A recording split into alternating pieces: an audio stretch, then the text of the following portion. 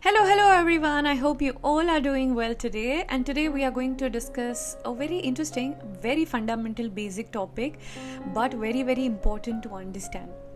But before we start that, please do not forget to subscribe to the channel. And today we are going to understand about the levels of communication. As I said, it is a very basic topic, but extremely important to understand, have that fundamental, clear understanding of the levels of communication.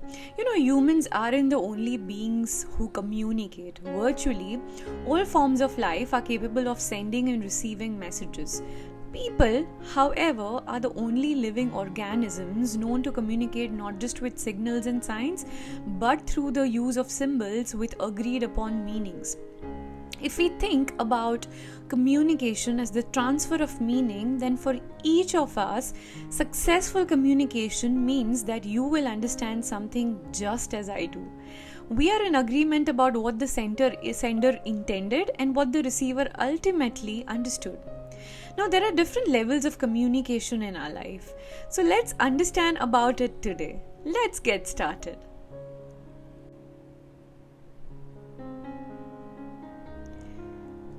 Now, think of communication as a process involving senders and receivers who encode and decode messages that are transmitted by various media and that may be impeded by noise.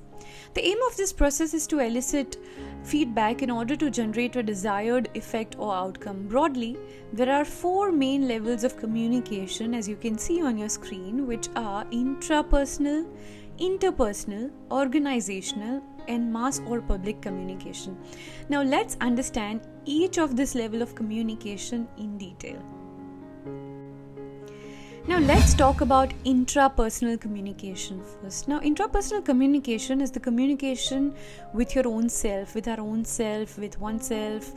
The messages that we send to various parts of our body, thinking things over, with the self-dialogue that we have, working silently on a problem. All of these are examples of intrapersonal communication. If I have to share an hypothetical example of intrapersonal communication with you, then maybe imagine that you are preparing for an important presentation at work.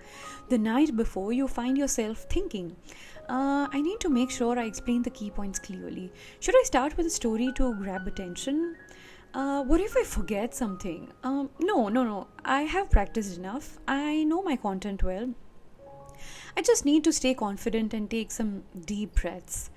Alright, let's go through the slides one last time. Now, this inner dialogue that you have with your own self is an example of intrapersonal communication, where you are engaging in self-reflection, analyzing your thoughts, and motivating your own self.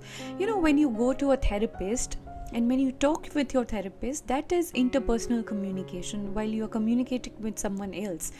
But after that therapy, when your therapist tells you to self-reflect on your own self and you go to flashback, analyze your patterns that you need to change within yourself, your thought patterns, your behavioral patterns, and the dialogue and the reflection that you have with your own self is the perfect example of intrapersonal communication. And I often say this, that while we try to excel in other forms of communications like our interpersonal relationships, be it personal or professional, with our professional stakeholders, etc., it is extremely important to learn to communicate with your own self, to be friends with your own self, to be better in life, and to motivate your own self.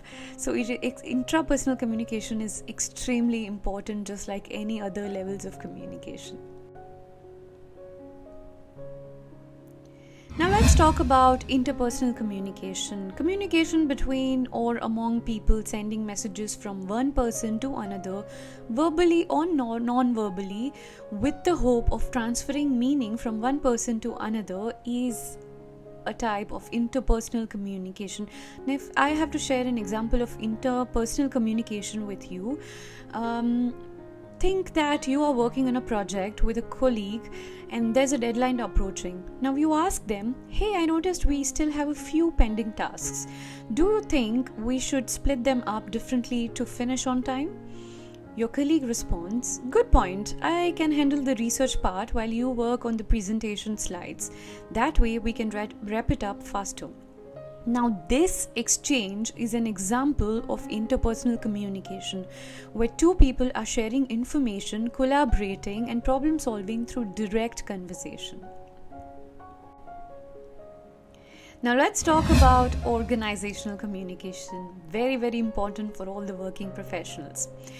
Well, communication in the context of organization, sending and receiving messages through various layers of authority and using various channels to discuss topics of interest to the group we belong to or the company we work for.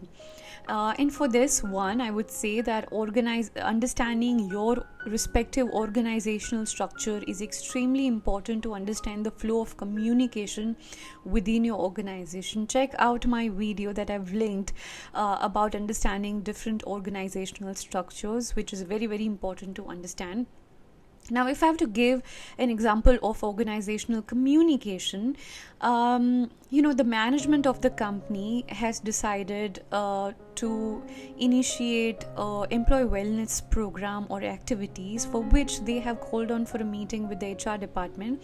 They've instructed the HR department to communicate related respective things to all of the employees. So now, with the permission of the management, after communicating with them, the HR department of a company sends out an email to all the employees saying, "Dear team, we are excited to announce a new employee wellness program starting next month. This initiative includes mental health workshops, fitness sessions, and flexible work options to support your well-being." Now, more details will be shared within the upcoming meeting.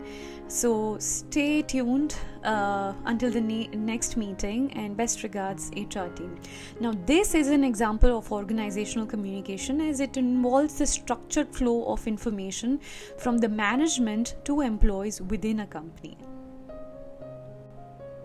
Now, the fourth and last level of communication is mass or public communication. Sending messages from one person or source to many people simultaneously through television, the internet, which is social media or other forms of internet, blog, vlogs, etc., or print media, is an example of mass communication. A teacher teaching all the students, the profession of journalism, all these, or public speaking, all these are forms of mass communication. If I have to give one example, hypothetically, a government agency releases a public service announcement on television and social media while saying, "Attention everyone, to ensure a healthier future, get your COVID-19 vaccine today.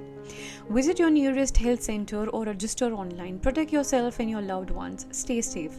Now, this kind of message all of the countries across the globe were received during COVID-19 pandemic, and this was an example of mass communication, as it delivers a message to a large audience through mass media channels like TV, social media, newspapers, telephones, etc.